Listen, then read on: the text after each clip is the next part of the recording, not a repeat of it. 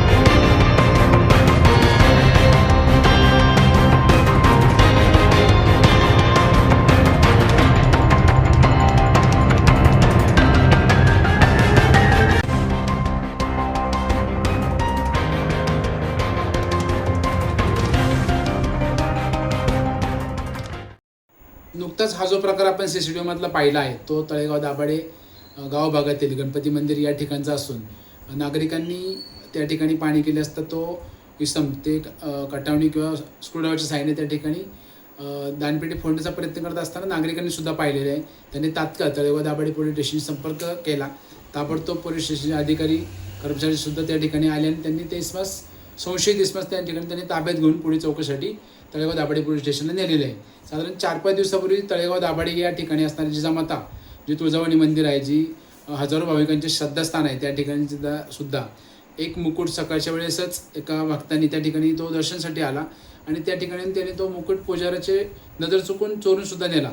त्याचा सुद्धा आता तळेगाव दाभाडे पोलीस स्टेशनचे अधिकारी तपास करत आहेत. परंतु या वाढत्या चोरीच्या घटनेमुळे साहजिकच सर्व तळेगावातील नागरिक असो किंवा मंदिरातील जे काही ट्रस्ट असो त्यांना सुद्धा थोडीशी घबराट निर्माण झालेली आहे. तरी तळेगाव दाभाडे पोलीस स्टेशन तसंच इतर नागरिकांनी सुद्धा आपल्या परिसरात CCTV लावावेत असे देखील तळेगाव दाभाडे पोलीस स्टेशनचे अधिकारी अनेक नागरिकांना सांगतात.